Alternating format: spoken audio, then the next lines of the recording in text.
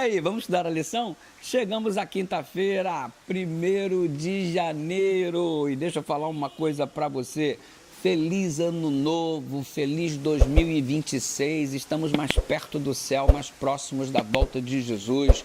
E fica esperto que neste novo ano você construa uma trajetória espetacular ao lado de Jesus, ao lado da sua família, que você tenha mais saúde e que você, sob hipótese alguma, largue da mão poderosa de Deus. E te convido a fazer uma caminhada comigo ao longo de 2026, estudando todos os dias juntinhos a lição da Escola Sabatina. Hoje nós vamos falar sobre as igrejas de Filipos e Colossos. E é impressionante como Paulo se dirigia a estas igrejas, aos membros destas igrejas. Paulo os chamava de santos, de fiéis. Vocês que são os santos, vocês fiéis de Deus. Que tratamento bonito, né? Ei, santo, ei, fiel de Jesus, coisa linda, né? Assim Paulo se dirigia, né? E olha, eles eram separados porque já haviam sido batizados e eram santos por separação, não no termo de impecabilidade, mas no significado de estar separado para a obra de Deus, de proclamar o evangelho a todo mundo em nossa geração. Note que a igreja aqui ela tem uma identidade missionária. Note que ela surge no viés missionário. Não há ninguém parado, não há ninguém de braços cruzados, não há ninguém esquentando o banco. É todo mundo trabalhando, cada um fazendo uma coisa diferente de acordo com o seu dom, para que a mensagem vá adiante.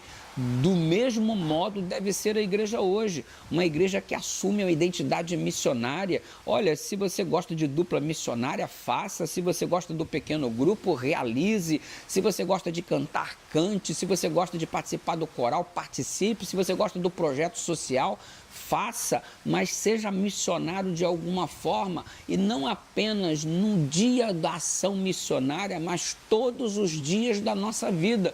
Vamos ser missionários dentro de casa, no trabalho, no hospital, em todo lugar, porque assim cumpriremos a missão que o Senhor nos confiou. Se você tem um consultório, seja missionário no seu consultório.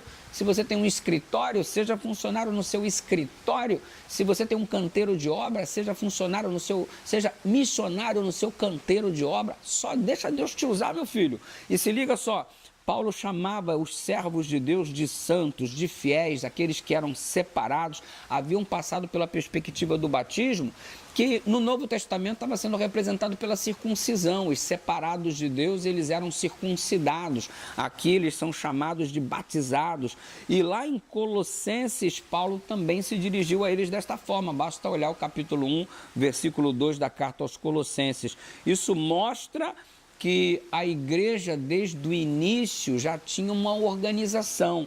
Pessoas que eram treinadas, conduziam outras ao batismo, à decisão. O próprio Paulo fez o processo de treinamento destes que levaram a mensagem do evangelho a outras cidades onde ele mesmo não esteve presente. Por exemplo, em Colossenses, ele não esteve, mas lá estava o Epáfras, lá estava o Filemão, treinados por Paulo, recebendo orientações de Paulo. Ou seja, a igreja nasce numa estrutura de treinamento, de capacitação, treinar colaboradores. Paulo fez isso com Timóteo, inclusive. Tiago White chegou a declarar que a ordem divina apresentada no Novo Testamento é suficiente para organizar a igreja de Cristo. Ou seja, se algo adicional fosse necessário, seria dado por inspiração. Mas o que eles fizeram? Dedicação, trabalho, treinamento, organização. A igreja de Deus cresce organizada, e Ellen White endossa isso aí em Atos dos Apóstolos, na página 58. E nós sabemos que Paulo, em algumas ocasiões, usou inclusive assistentes literários para escrever suas cartas.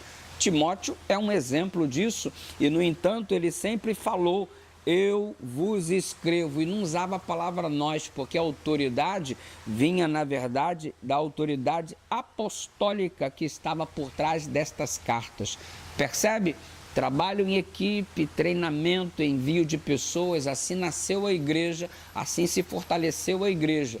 Se nós pararmos de ter o viés missionário, a igreja que cresceu sob essa perspectiva, ela vai esmurecer e desaparecer. O que fez a igreja crescer é o que mantém a igreja e fará ela prosperar. Então não perca o viés missionário.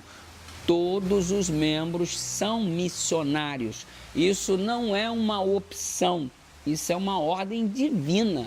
Todos nós somos missionários de alguma forma. Você já desenvolveu a sua missão hoje? Deixa Deus te usar. Ora comigo, Pai querido. Obrigado porque nascemos e permanecemos no Teu reino como missionários. Obrigado pelo exemplo de Paulo, que ele nos inspire e faça-nos avançar, que seja o ano mais missionário da nossa vida, em nome de Jesus.